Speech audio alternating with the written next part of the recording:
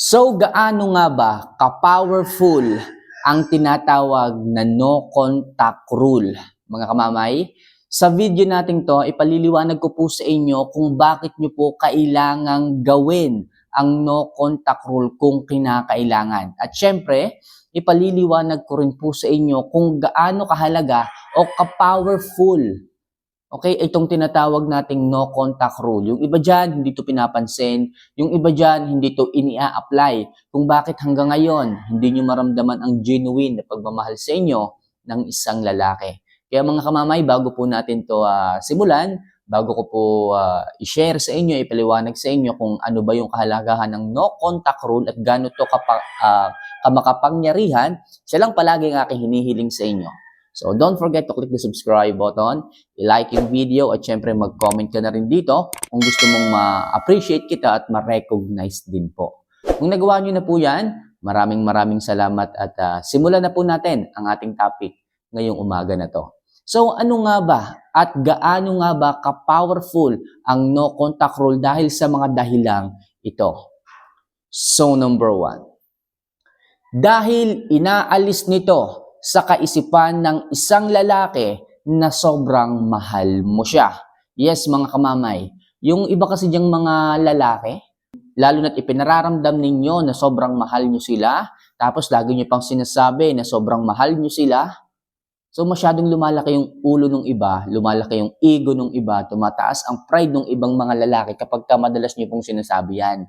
Yung lagi nyo sinasabi na sobrang mahal kita, hindi kita kayang mawala, yung ganyan, yung lagi nyo sinasabi. Pero kapag oras na ginawa nyo yung no contact rule na yan, yung tipong hindi ka nagparamdam, yung tipong wala kang chat, wala kang tawag, wala kang updates, sa madaling sabig parang ginuhos mo na siya dahil sa mga katoksikan niyang ginagawa sa inyong relasyon, doon sa sagi at mararamdaman sa puso ng isang lalaki na hindi mo pala siya ganun sobrang kamahal. As in talaga na maaalis sa isipan ng isang lalaki yung kaisipan na gano'n, na sobrang mahal mo pala siya.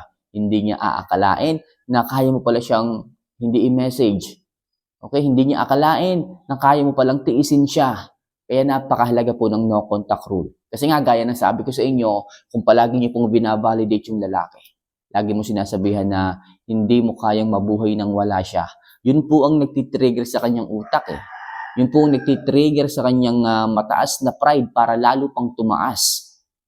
Kasi sinasabi mo, hindi mo kayang mawala o hindi mo kayang mabuhay nang wala siya. Eh, yung lalaki mag-a-attempt na gumawa ng masama. Yung lalaki mag-a-attempt na gumawa ng pagluloko, ng pagtataksil dahil sabi mo, hindi mo kayang mabuhay nang wala siya. Kaya hanggat maaari, gagawa siya ng paraan para magawa niya yung mga bawal, yung mga gusto niya kasi binibigyan mo siya ng permiso eh. Kasi hindi mo kayang mawala siya. Kaya kahit gumawa siya ng kasalanan, gagawin niya. Kasi at the end, babalik at babalik ka. So ngayon, ang tanging paraan na po pwede mong gawin is mag-no contact rule ka para maalis at mabura lahat ng yon. Yung kaisipan na sobrang mahal mo siya, maalis sa kanyang isipan na po pwede mo pala siyang iwan. Na po pwede mo pala siyang hindi intindihin. Na po pwede mo pala siyang tiisin kahit sobrang mahal mo siya. Kaya napakahalaga mga kamamay, sa mga panahon na sobrang lumaki na ang ulo ng lalaki, sa mga panahon na sobrang tumaas na ang pride ng isang lalaki, at sa mga panahon na niloloko ka na ng isang lalaki, kailangan mo ang no contact rule para ma-reset ang kaisipan ng isang lalaki na sobrang mahal mo siya. Kaya mahalaga ang no contact rule mga kamamay. Okay? So next, dahil ibinababa nito ang ego at pride ng isang lalaki. Ito yung sinasabi ko sa inyo mga kamamay talaga. Talagang bababa ang pride ng mga yan. Yung tipong hindi ka na naghahabol. Sa halip na habulin mo siya, anong ginawa mo? Nag-no contact rule ka kasi alam mo na toxic na siya. Kasi alam mo na sobrang sakit na siya sa ulo. Kasi alam mo na kahit kausapin mo siya, nag-usap na kayo, ganun pa rin ang ginagawa ng bababae, nagtataksil, naghahanap pa rin ng iba, at pinagpapatuloy pa rin niya yung bisyo niya. Kapag kaganyan, wala na tayong magagawa. Wala na sa iyo ang problema, wala na sa inyo ang problema, nasa kanya na lang ang problema. Kaya mga kamamay, hindi natin po pwedeng pilitin ng isang tao na magbago. Ang sa atin lang, pwede nating sabihin Okay, ipaliwanag pero hindi natin pwedeng pilitin. Kasi kung ayaw talaga niyang magbago, hindi tayo yung may kasalanan o hindi tayo yung problema. Siya na yung problema. Kung ayaw mong magbago, bahala ka. Maiiwanan ka, choice mo yan. Kaya mga kamamay, sa pag-no contact rule po ninyo, kung talagang walang pagbabago ang isang lalaki, hindi pa rin niya makita ang halaga mo, iwanan nyo na.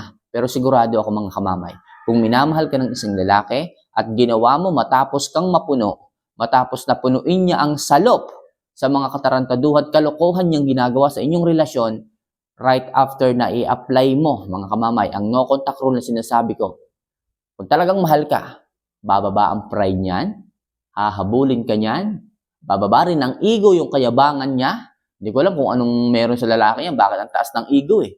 Siguro masyado mo na siyang ifinid ng mga needs niya, ifinid ng sobrang pagmamahal, kaya naging ganyan. Nasa inyo din minsan ang problema eh. Kaya ang tanging solusyon, mag-no contact rule kayo kung hindi nyo na kayang i-maintenance ang isang lalaking yan.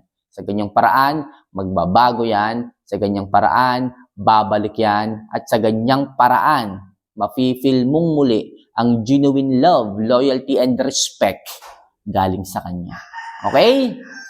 So next, dahil sa muli mong maibabalik ang respeto at pagmamahal mo sa sarili mo. Yes, gamit ang no contact rule. Once na i-apply niyo po ito sa inyong relasyon, syempre, pag nag-no contact rule ka, wala ka nang pakialam sa kanya, wala ka nang isipin, wala ka nang obligasyon, pansamantala. Kasi nga, hindi ka na mag-a-update eh. Talagang as in zero communication kayong dalawa. Anong gagawin mo ngayon? Ibabalik mo ngayon ang respeto mo sa sarili mo. Doon pa lang sa paggawa mo o sa pag-a-apply mo ng no contact rule, binigay mo na yung respeto sa sarili mo eh. Kamamay, paano nangyari yon? Eh syempre, hindi mo na hinayaan ng sarili mo na mahirapan. Hindi mo na hinayaan ng sarili mo na magtiis. Hindi mo na hinayaan ng sarili mo na masaktan ng paulit-ulit at magpatawad ng paulit-ulit sa taong wala namang planong magbago. So pagbibigay na po ng respeto sa sarili yon. Hindi mo na hinayaang magpaloko. Hindi mo na hinayaang masaktan. O hindi mo na hinayaang magpaulit-ulit lang na inaabuso ka ng isang lalaki. Pinutol mo na. Okay? The day na ibinigay mo sa sarili mo yung no contact rule o binigay mo sa isang lalaki ang no contact rule, para mo na rin ibinigay sa sarili mo ang respeto at pagmamahal. At syempre, sa mga panahon na wala kayong communication, sa mga panahon na tahimik ang mundo mo, sigurado ako after 1 week or baka nga ilang araw pa lang, maghahanap na yan eh. Kasi makikita niya ang halaga mo. Doon pa lang makikita ng lalaki ang halaga mo pag nawala ka. Kaya napakahalaga ng no contact rule para pangapain natin ang isang lalaki sa dilim kung bakit bigla kang nawala. At para rin makita at para na rin siyang tumingin sa salamin kung ano ba yung mga dahilan kung bakit ka umalis at lumayo. Makikita niyang lahat. Ito pala, ganito pala ako. Sobrang toxic na talaga sa aking girlfriend, sa aking asawa. Sigurado ako kung bakit ako iniwan, ito yung dahilan. Magbabago yan. Bababa ang ego, ang pride ng isang lalaki kapag kaganyan. Basta ipangako nyo, once o dumating yung day, yung araw na nag-no contact rule kayo, kailangan panindigan po ninyo. Hindi po pwedeng mag-no contact rule kayo tapos kayo pa yung unang susuko. Eh kamamay, hindi ko kinaya eh. Mahal ko talaga yung lalaki eh. Ayaw magparamdam eh. 3 araw na yung lumilipas, ayaw po magparamdam eh. 3 araw pa lang, bakit hindi kayo makatiis? Ano ba? No contact rule ba yan o ano? Eh yung pagkaganyan mga kamamay, huwag nyo nang balikan yung lalaki kapag kasusuko din kayo sa no contact rule. Lalo lang kayong hindi respetuhin ng mga yan. Bakit? Kasi alam nila yung hangganan mo. Alam nila ang tolerance mo. Mababaw ka, marupok ka, kaya lalo kang ang aabusuhin ng mga yan. Kaya ang advice ko, kung hindi mo kakayanin ang no contact rule, huwag ka nang bumalik sa lalaki. Maghanap ka na ng iba kasi lalo ka lang aabusuhin, lalo ka lang sasaktan, lalo ka lang aalipinin, maniwala ka. Kaya itong no contact rule, do or die, kung hindi mo gagawin to hanggang dulo, hindi mo makukuha ang pagmamahal. Kung hindi mo gagawin to hanggang dulo, malamang sa malamang, aabusuhin, sasaktan, aalipinin ka pagdating sa pag-ibig. At hindi maituturing na totoong pag-ibig kung ganyan ang inyong relasyong dalawa. Kaya hanggat maaari, kapag nag-no contact rule, tibayan ng loob, tatagan, galingan. Okay? Kaya mga kamamay, sa pag-no contact rule ninyo, para nyo na rin ibinalik ang pagmamahal, ang respeto sa inyong sarili. So next, para muli kanyang pahalagahan at i-value. Yes mga kamamay, sa no contact rule, ang daming marirealize ng isang lalaki. ang daming matututunan ng isang lalaki. Matututunan niya na mas mahalin ka. Bakit? Kasi nga, ang daming nawala sa kanyang buhay simula nung nawala ka rin. Ang daming nagbago, ang daming adjustments. Sa umaga, pagigising siya magluluto, siya mamamalansya, siya maglalaba, lahat siya ang gagawa. Pero kung nandiyan ka, katulong ka, maayos ka.